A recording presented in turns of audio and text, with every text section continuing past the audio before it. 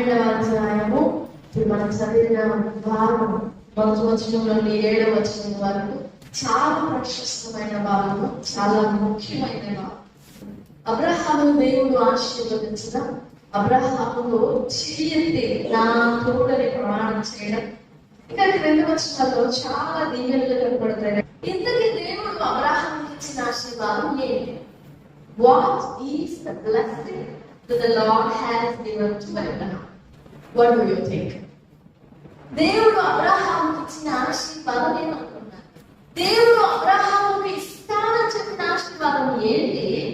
దేవుడు ఇస్తానని చెప్పిన ఆశీర్వాదము అబ్రహాము ఎలా అర్థం చేస్తున్నాడు? ఆర్ దేని ఆశీర్వాదం అనుకున్నాడు అబ్రహాము? మన జీవితాల్లో మనం దేని ఆశీర్వాదం అనుకుంటున్నాం? ఇది గొప్ప జనంగా చేస్తాడు. 13వ అధ్యాయం 14వ వచనంలో చూస్తే 16వ వచనం, భూమి మీద రేణువులను లెక్కించు, నీ చేపలను లెక్కించు, ఆ లెక్క ఎంతో నీ సంతానం కూడా అంటారు. 15వ అధ్యాయం 5వ వచనంలో ఆకాశ నక్షత్రములను పేరు చూసి లెక్క పెట్టు, వాటిని లెక్కించడం నీకు చేతనైతా, వాటి సంఖ్యతో చెప్పు, నీ సంతానం కూడా అంతే. ఆ మాట దేవుడు మాట్లాడినప్పుడు చాలా ఎగ్జాగరేటింగ్ గా ఉంది. అంటే ఉన్న స్థితి ఏంటి? అబ్రహాం కండిషన్ ఏంటి? 75 ఏళ్ళు, భార్య అయిన శారా గొడ్రాలు, ఇద్దరు వృద్ధాప్యంలో ఉన్నారు, సంతానం లేరు. ఇప్పుడు దేవుడేమో భూమి మీద నుండి రేణువులాగా ఆకాశ నక్షత్రాలాగా విస్తరించేస్తానన్నాడు. ఒక కుమారుడు ఉంటే ఆ కుమారుని ద్వారా దేవుడు చేస్తాడేమో అని నమ్మచ్చు. అసలేం లేదు కదా, అంత ద్వారంతో మూయబడి ఉంది, ఎటువైపు నుండి మార్గం లేదు అబ్రహాంకి. దేవుడేమో ఇంత గొప్ప గొప్ప గొప్ప మాటలు మాట్లాడుతున్నాడు. అది ఎలా సాధ్యమైంది? సరే, దేవుడు చెప్పాడు.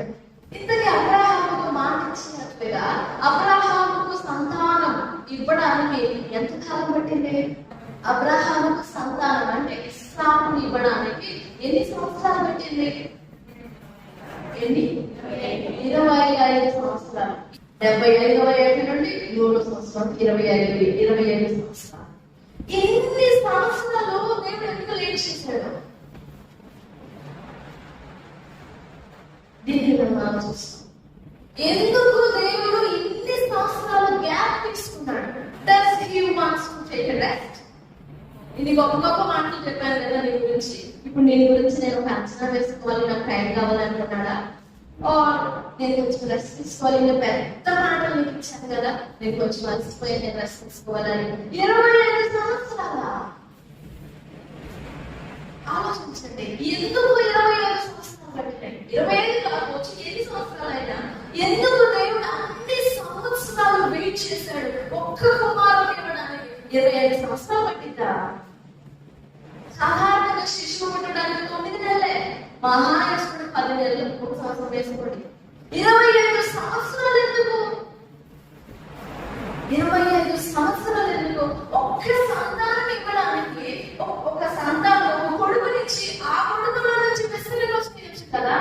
అలా కాకుండా ఫస్ట్ వచ్చిన నుండి ఎన్ని షరతులు పెడుతూ వచ్చాడు దేవుడు. నువ్వు లేవాలి, నీ దేశం నుండి లేవాలి, నీ బంధువుల నుండి లేవాలి, ఇంకా నీ తండ్రి యొక్క నుండి లేవాలి. ఒక కొడుకుని ఇవ్వడానికి, ఒక సంతానం ఇవ్వడానికి ఇన్ని షరతులు దేనికి? చేయగట్టాలి ప్రార్థన ఆమె నాకు అడగడానికి ఇన్ని సంవత్సరాలు కావాలా? ఇన్ని షరతులు కావాలా? ఎందుకని దేవుడు అంత డిలే చేస్తూ వచ్చాడు?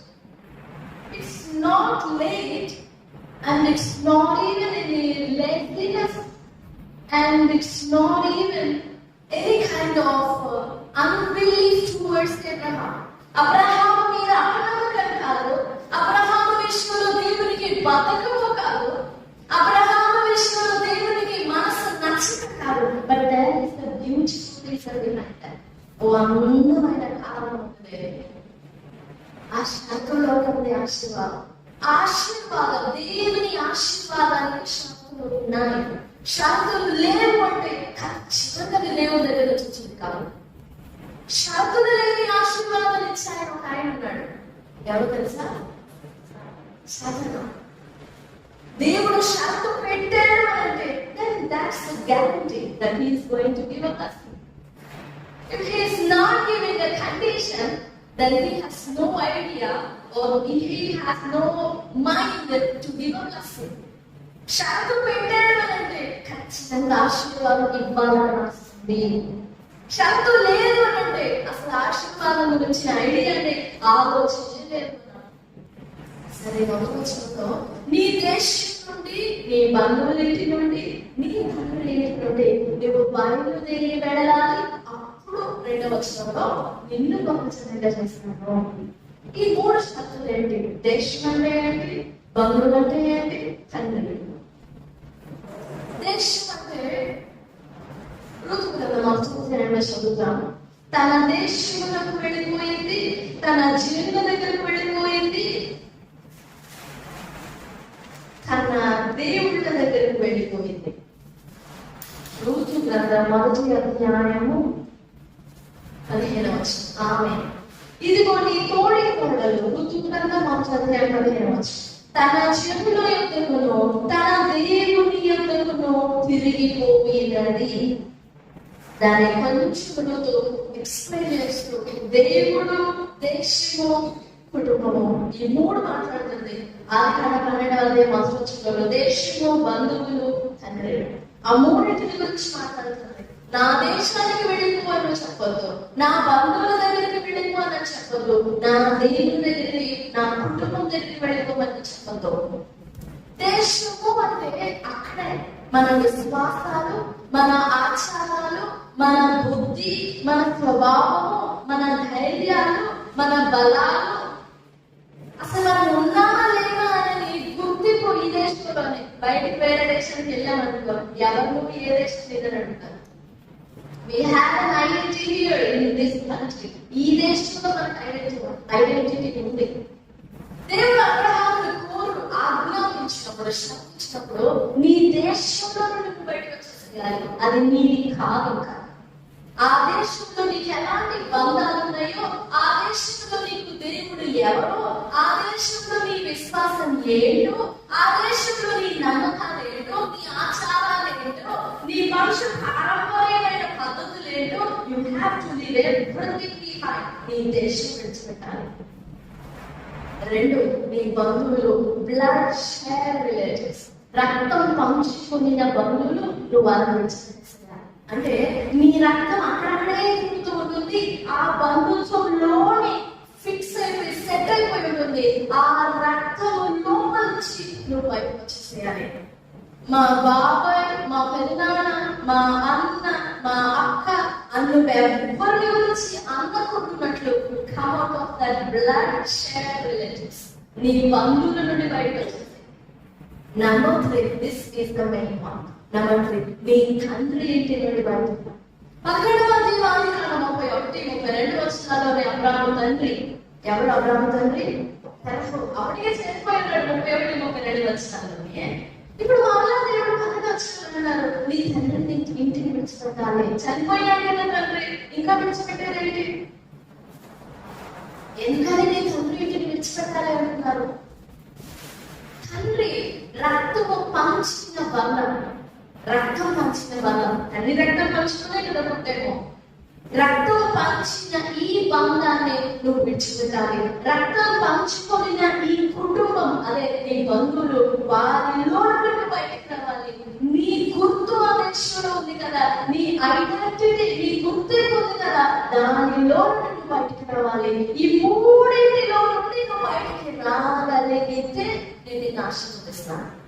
ఈ 3 నుండి అబ్రహాము బయటికి రావడానికి చాలా ఏళ్ళు పట్టింది, చాలా సంవత్సరాలు పట్టింది. దేవుడు చెప్పాడు నిన్ను ఆశీర్వదిస్తానని. కానీ 22వ అధ్యాయం 18వ వచనము వరకు దేశము, బంధువులు, తండ్రి ఈ 3 బంధాల నుండి అబ్రహాము విడుదల పొందినట్లుగా దేవుడు ఇంకా రుజువు చేయలేదు. 22వ అధ్యాయము ఇస్సాకును బలిపీఠం మీద దహన బలిగా అర్పించిన తరువాత రక్త బంధం తెగిపోయింది. అందుకు 18వ వచనంలో 12వ వచనం కూడా చూద్దాం. ఆ చిన్నవాణి 22వ అధ్యాయం 12వ వచనం. అప్పుడు ఆయన ఆ చిన్నవాళ్ళ మీద చెయ్యి వేయకుము, అతనిది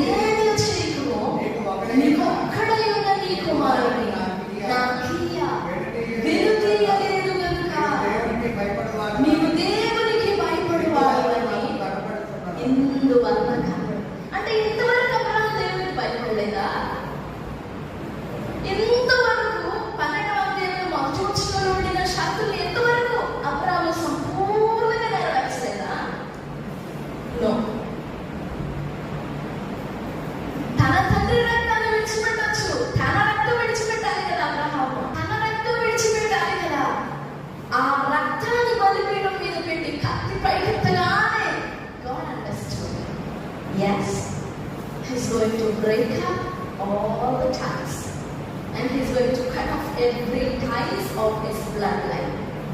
రక్త బంధాన్ని తెంచేస్తున్నాడు. తన తండ్రి రక్తం చచ్చిపోయింది, విడిచిపెట్టాల్సి వచ్చేసాడు, తన దేశం నుండి వచ్చేసాడు. హెబ్రీ పత్రిక 11వ అధ్యాయంలో మరొక అద్భుతమైన మాట చదువుతాం. 14-15 చదువుతాం. ఈనాడు చెప్పేవారు మన స్వదేశంలో వెదలుచున్నామని. ఏ స్వదేశము? 15 వారు ఏ దేశం నుండి వచ్చిరో ఆ దేశమును జ్ఞాపకం అందుచున్న ఎడల, గుర్తు పెట్టుకున్న ఎడల మరణ వెలుగు వారికి వీలు కలిగినో. కానీ వారు అలా వెళ్ళలేదు. ఇప్పుడు 11వ వచనం చూడండి. వీరందరూ ఆ వాగ్దానముల ఫలం అనుభవింపకపోయినను దూరం నుండి వందనం చేసి తాము భూమి మీద పరదేశంలో యాత్రికులై ఉన్నామని ఒప్పుకొని విశ్వాసం గలవారై బ్రతికొందిరి. ఐడెంటిటీ విడిచిపెట్టేశాడు అబ్రహాము. ఆ దేశాన్ని విడిచిపెట్టినోడు ఆ దేశంలో తనకున్న గుర్తులు గుర్తుపెట్టుకుంటాడా? ఆ దేశానికి వెళ్ళే రూట్ గుర్తుపెట్టుకుంటాడా? No, he would never. ఇవన్నీ విడిచిపెట్టగలిగాడు. ఇప్పుడు తన రక్తాన్ని తెచ్చుకోగలడా? God has to test Abraham. నీ రక్తాన్ని బలికొని అడిగాడు దేవుడు. నిన్ను నీవు బలిపీఠం మీద అర్పించుకోనంటే he can do that. ఎందుకంటే ఇస్సాకు బయట ఉన్నాడు కదా, చేయగలడు. అందుకని దేవుడు ఇస్సాకునే అడిగాడు, నీవు ప్రేమించే ఇస్సాకుని, నీకు ఒక్కడైనా నీ కుమారుని నాకు మోరియా పర్వతం మీద, నేను చూపించే పర్వతం మీద వెళ్ళి దహన బలిగా అర్పించు. దాన్ని కూడా సిద్ధపడ్డాడు అబ్రహాము. ఎందుకు దేవుడు దేశం, బంధువులు, తండ్రి ఇంటి నుండి నువ్వు బయలుదేరాలని చెప్పాలంటే, దేవుడు ఒక వ్యక్తిని దీవించాలంటే, లేదా దేవుడు ఒక వ్యక్తితో ఏకీభవించాలంటే ఆ వ్యక్తి యొక్క మూలాలన్నీ కట్ అయిపోవాలి. Either it is the relatives, or either it is the caste, or either it is the country, either it is the homeland, or even it is the bloodline. దేవుడు ఒక వ్యక్తితో ఏకీభవించాలి, ఒక వ్యక్తితో ఏకమవ్వాలి అంటే ఆ వ్యక్తి దేశమైన, బంధువులైన, రక్తమైన, తన రక్తమైన అన్నిటిని చంపేసుకోవాలి. అలా చంపుకోగలిగితేనే దేవుడు తన రక్తాన్ని తానే స్వయంగా తన గుడారం మన మీద కప్పుతాడు. మన బంధుత్వము, మన బంధాలు, మన రక్తం అన్నింటినీ మనం అలాగే ఉంచుకొని, ఇప్పుడు భూమి మీద నువ్వు రేణువులలాగా, ఆకాశ నక్షత్రాలలాగా నీ సంతానాన్ని విస్తరింప చేస్తాను, నేను చేయగలను అని చెప్పిన దేవుడు తండ్రి ఇంటిలోనే ఉండగా ఆశీర్వదించలేడా? చేతకాల దేవునికి అందరూ వేస్తాడంటున్నాడు కదా. తండ్రి ఇంటిలో ఉండగానే ఆశీర్వదించవచ్చుగా. ఆ తండ్రి పేరు ప్రఖ్యాతి ఉంది. ఆ దేశంలోనే దీవించవచ్చు కదా. ఆ దేశాన్ని స్వాస్థ్యంగా ఇవ్వచ్చుగా. పోయి కనాన్ దేశం ఎందుకు? హారాన్ దగ్గర నుంచి లెక్క పెడితే హారాన్ నుంచి కనాన్ వారి నుంచి 450 మైళ్ళ దూరం. అంత దూరం పోవాలా? 450 మైళ్ళు. హారాన్ నుంచి ఊరు అనే పట్టణానికి ఇంచుమించు 50 మైళ్ళు ఉంటాయి. అది కూడా ఎంతో సందిగ్ధంగా బయటకు వచ్చాడంట అబ్రహాము. చాలా ఆలోచనతో, బరువైన మనసుతో బయటకు వచ్చాడంట. అంత దూరం తీసుకువెళ్ళి అక్కడ దీవించాలి అబ్రహాముని. ఎందుకు అన్ని సంవత్సరాలు దేవుడు వెయిట్ చేయాల్సి వచ్చిందంటే, అబ్రహాములో అంతవరకు పారుతున్న బ్లడ్ లైన్ అంతటిని చంపేయాలి దేవుడు. ఆ రక్త బంధంతటిని తెంచివేసి ఇప్పుడు ఫ్రెష్ గా అబ్రహాములో నుండి కొత్త నూతన సంతానం, అదే యేసు ప్రభువు శరీరంతో పంపాలి. అందుకు అబ్రహామును నీ తండ్రి ఇంటిని కూడా విడిచిపెట్టేశాడు, నీ తండ్రి బంధాన్ని కూడా విడిచిపెట్టేసేయని ఆజ్ఞాపించాడు అబ్రహాముకి. అబ్రహాముతోనే కాదు, అబ్రహాముకు కలిగే కుమారుడు ఇస్సాకు కూడా మనుష్యేచ్ఛ వలనో, శరీరేచ్ఛ వలనో, రక్తము వలన పుట్టినవాడు కాడు. ఇస్సాకు వాగ్దాన పుత్రుడు, వాక్యము పుత్రుడు, దేవుని కుమారుడు ఇస్సాకు. దేవుని వాగ్దానమే ఇస్సాకు, దేవుని మాట ఇస్సాకు. యేసు ప్రభువారికి ముంగురుతో ఇస్సాకు. యేసు ప్రభువారికి ముంగురు అంటే జస్ట్ ఒక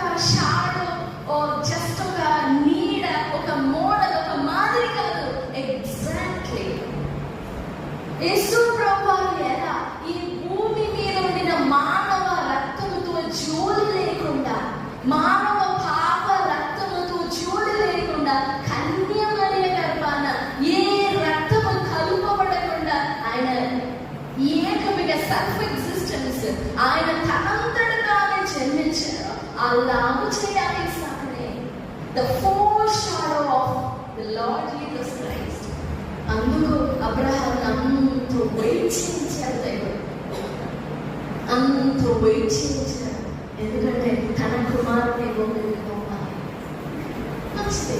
ఈ ప్రశస్తమైన సమయంలో దేవుడు మనల్ని దీవించాలన్నా, దేవుడు మనల్ని ఆశీర్వదించాలన్నా, దేవుని దృష్టి మన మీద పడాలన్నా, అసలు దేవునికి మనకి మధ్య ఒక సంబంధం కావాలంటే ఫస్ట్ దేవుడు కోరుకునేది రక్తం. రక్తం పంచుకొని పుట్టిన వాళ్ళే బంధువులు అవుతారు, కానీ పరాయి వాళ్ళు ఎవరైనా వాళ్ళ దగ్గరికి వెళ్ళేసి అన్న, నాన్న, అమ్మ పిలుస్తామా? ఇప్పుడు యేసు ప్రభు వారికి మనకి సంబంధం ఏంటి? యేసు ప్రభు వారు మీకు వెళ్ళిపోతారు. ఎవరి రక్తం వస్తుంది? పరిశుద్ధమైన పాపులలో చేరక ప్రత్యేకముగా నుండిన పరిశుద్ధుని రక్తమే వస్తుందా? ఆ రక్తం మనలో లేకపోతే ఆయన ఎవరు, మనం ఎవరు? పిలవచ్చు, తండ్రి ప్రాణప్రియుడా, నా ప్రాణంలో నా ప్రాణం వచ్చుకున్న వాడని పిలవచ్చు, కానీ ఆయనకి నాకు ఎలాంటి సంబంధం లేదు. ప్రశస్తమైన సమయంలో నీరు ఇంతవరకు ప్రవహిస్తుంది, ఆదాము రక్తాన్ని విడిచిపెట్టేసుకొని బంధించేసుకొని చంపేసుకున్నావా? అలా చంపేసుకుని యేసు ప్రభువు పరిశుద్ధమైన రక్తాన్ని నీ నరనరాలు జీవించుకున్నావా?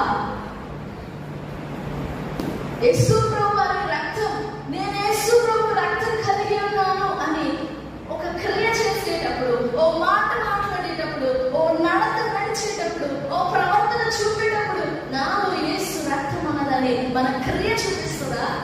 బంధుత్వము, దేశం, ఐడెంటిటీ, గుర్తింపు, కులము, మతము, ప్రాంత భేదము, జాతి భేదము ఒకవేళ నీలో నాలో ఎవరిలోనైనా ఉండినట్టయితే యేసు ప్రభు వారు మీకు పరాయి వాడండి. మనకి పరాయి వాడు. మన చేతుల్లోనే ఉండొచ్చు మనకి పరిశుద్ధ గ్రంథం, కానీ ఆయనకి మనకి చాలా దూరం ఉంది, చాలా దూరం ఉంది. ధనవంతుడు అడిగాడు, ఇదిగో ఆ లాజర్ని కొంచెం పంపించు, ఆ చేతి చిటికిన వేలుతో కొంచెం అట్ట నీళ్ళలో ఉంచి ఆ చుక్కన నోట్లు వేయమను అంటే అబ్రహాం ఏం చెప్పాడు? నీకు నాకు ఇక్కడి వాళ్ళు అవతలికి రాకుండా అక్కడి వాళ్ళు ఇక్కడికి రాజాలకున్నట్లు పెద్ద ఏముంది? అగాధం ఉంది. ఎంత పెద్ద అగాధము ఉంది, ఎంతో లోతైన అగాధము అది. అది కుడిపోవాలి. అది పోడ్చడానికి యేసు ప్రభు వచ్చారు. సిలువలో ఆయన పలికిన 4వ మాట ఏంటి తెలుసా? My Lord, why have you forsaken me? నా దేవా, నన్ను ఎందుకు చదివించావు? ఇదేంటి నీకు నాకు ఎంత గ్యాప్ వచ్చేసింది? నువ్వు నేను ఒకటి కదా, నేను తండ్రి ఏకమై ఉన్నాను. అప్పటి వరకు గొంతెత్తి చెప్పాడు ఆయన. ఇదేంటి ప్రభా నీకు నాకు ఎంత గ్యాప్ వచ్చేసింది? నా దేవా నన్ను ఎందుకు చేయించిపెట్టాడు? ఈ పెద్ద లోతైన అగాధం పూడ్చడానికి ఏది సరిపడదు. అందుకే తండ్రి తన కుమారుని భూమికి తన రక్తంతో ఈ అగాధమంతా నింపేస్తే ఇప్పుడు ఈ పిల్లలందరినీ శత్రువులుగా, భక్తిహీనులుగా, పాపులుగా, దుష్టులుగా మారించి చచ్చిన వారిగా కనపడుతున్న వీళ్ళందరినీ సొంత కుమారులుగా చేసుకోవచ్చు, సొంత బిడ్డలుగా చేసుకోవచ్చు. నా కుమారుడు చేసుకోవచ్చు. నేను నా పోలిక చేస్తున్నాను కదా, నా సొంత my own, my blood son. My blood son, blood line, నా రక్త ప్రభువారు ఆ రక్తం, ఆయన కాచిన రక్తాన్ని బట్టి తండ్రి మనల్ని చూసినప్పుడల్లా నా రక్తమే ప్రవహిస్తుంది నీలో. అవునా? నిజంగానా? తండ్రి ఆశ అందుకే ప్రభువారి భూమికి వచ్చింది శరీరధారిగా. ఈ రాత్రి మనం కూడుకుంది మన నరనరాలలో యేసు ప్రభువారి రక్తం, తండ్రి రక్తమే ప్రవహిస్తుందా? మన నోట నుండి మాట వచ్చేటప్పుడు మన ప్రవర్తన, మన నడత, మనం ఏదైనా పని చేసేటప్పుడు నిజంగా ఆ టైంలో యేసు ప్రభువారు ఏం మాట్లాడతారు అదే మాట్లాడుతున్నామా? యేసు ప్రభువారు ఎలా ప్రతిస్పందిస్తారో అలాగే ప్రతిస్పందిస్తున్నామా? సేమ్ యేసు ప్రభువారు లాగా. ఎందుకంటే ఆయన రక్తమే కదా మనలో ఉంది. నిజంగా యేసు ప్రభువారి రక్తం మనలో పారినట్లయితే సేమ్ యాజ్ ఇట్ ఈస్ యేసు ప్రభువారి క్రియ జరగాలి కదా. నా తల్లి చిత్తంలో నేను నెరవేరుస్తున్నాను, వేరొకటి నేను చేయను. మనం కూడా అలాగే ఉండాలి కదా. ఒకవేళ అలాగే మనం లేకపోతే మనలో ఎవరి రక్తం ఉన్నట్లు? ప్రభు రక్తం ఏ మనుషులు లేదు, వారిలో సాధారణ రక్తం పొంగి పారుతున్నట్లే కదా. ఆదాము నుండి వస్తున్న రక్తం ఇస్సాకులో ఉండకూడదు. ఆదాము నుండి వచ్చిన రక్తం అబ్రహాంతోనే అంతరించాలి. అందుకే వారు మంచి ముదుసరి, మంచి వృద్ధాప్యంలో వచ్చేంత వరకు వెయిట్ చేశాడు దేవుడు. ఇక బలం లేదు, నా బలం ఉడిగిపోయింది అనుకునేంత వరకు వెయిట్ చేశాడు. అలా ఎండబడ్డాడు దేవుడు. ఐదో మాట ఏంటి? నేను తప్పి వచ్చున్నాను. I am thirsty. What is the thirst? నిజంగా ఏంటి ఆయన తప్పిక? సరే, ఒక మనిషికి ఎప్పుడు తప్పిక అవుతుంది? ఒక మనిషికి ఎప్పుడు తప్పిక అవుతుంది? ఎండిపోయినప్పుడు లోపల కావలసినంత నెసెసిటీ, అవసరానికి సరిపడినంత వాటర్ని బ్లడ్ ఉత్పత్తి చేస్తుంది. ఈ బ్లడ్ ఎండిపోతే, ఈ బ్లడ్ లేకపోతే, ఈ బ్లడ్ ఇంకిపోతే తప్పిక అవుతుంది. అందుకే మనకి తప్పిక అయినప్పుడు ఏం చేస్తాం? అన్నమా ఏం చేస్తాం? నీళ్లు తాగుతాం. గాలి మింగము, తప్పిక అయినప్పుడు నీళ్లు తాగుతాం. యేసు ప్రభువారు ఎందుకు తప్పి ఉన్నారంటే ముందు 4 మాటలు, నా దేవాలను ఎందుకు చేరువిడిచి ఉన్నారు కదా. తండ్రికి ఆయనకి మాకు పెద్ద కాలం ఉంది కదా, ఈ అగాధమంతా ముచ్చివేయడానికి తన దేహంలో ఒక్క చివరి రక్త బిందువు కూడా లేకుండా మొత్తం ఓడ్చి వేశారు. మొత్తం దానిపోయింది, ఒక్క బిందువు కూడా లేదు. ఆయన పొడిచినప్పుడు ఏమొచ్చింది? రాక్షసం వచ్చిందా? ఆయన పొడిచినప్పుడు ఫస్ట్ కొంచెం ఎక్కడో ఉండిన 2-3 చుక్కలు వచ్చినాయి, రక్తం వచ్చింది. ఆ తరువాత నీళ్లు, అవి నీళ్లు కాదు, మన భాషలో నీళ్ళు అనుకుంటాం, కానీ అవి వాటర్ కాదు. ఎంత ఎండిపోయిన వేసుకురావాలి, ఎండిన కట్టెలా శిలువ మీద ఎండిపోయారన్న. ఎందుకు ఎండిపోయారంటే రక్తం అంతా ఓడిపోయింది, వచ్చి వేసాడు ఈ అగాధాన్ని ముచ్చి వేయడానికి. నిజంగా ఆయన ఓడ్చి వేసిన రక్తం అంతా మన నరనరాల్లో పారాలి. దాన్ని అలాగే వచ్చి వేయకూడదు, అది అలాగే నేలపాలుగా వచ్చికూడదు. మనం నేలపాలు చేయకూడదు, మనం దాన్ని నేల మీద వచ్చి తొక్కకూడదు. మనం అన్ని నేర్చుకుంటాం, మనం అన్నింటినీ స్వీకరిస్తాం. దేవా, నువ్వు నా కోసం భూమి మీదకి వచ్చావు, నా కోసం సిలువ వేయబడ్డావు, నా కొరకు మరణించావు, నా కొరకు నీ రక్తం కాల్చావు కదా. ఆ రక్తం అంతా నాలో నింపు. అడుగుతాం అలాగా? ఎప్పుడైనా అడిగాను అలాగా? దేవా, నేను నిన్ను పోలి నడవాలంటే నాకు చేత కాదు, నీ రక్తం నీ జీన్స్ నాకు వచ్చేయాలి, నన్ను నీ రక్తంతో నింపవా అని అడుగుతామా? ఎండిపోయి తప్పికొన్నారు ఆయన. ఇప్పటికీ ఇంకా నీ విషయంలో ఇంకా తప్పికొంటూనే ఉన్నారు ఆయన. నిన్ను తండ్రితో సంధి చేయాలని. ఎఫెసీ పత్రిక 2వ అధ్యాయం చివరి మాట చదువుకోవచ్చు. ఎఫెసీ పత్రిక 2వ అధ్యాయం 11వ వచనం. మునుపు దూరస్తులైన మీరు ఇప్పుడు క్రీస్తు యేసు నందు, క్రీస్తు యేసు రక్తము వలన, ఆ రక్తము ఉంటేనే తండ్రి అని అధికారికంగా మనం ఆయన పిలవచ్చు. ఆ రక్తము మనలో నింపుకోకుండా తండ్రి అని పిలిచే రైట్స్ లేవు మనకి, దేవా అని పిలిచే రైట్స్ లేవు మనకి. కాకపోతే మనం వేళ పిలుపుకోతే ఏంటి నీకు ఆ హక్కు లేదా అని చుట్టుపక్కల అనుకుంటారు కదా.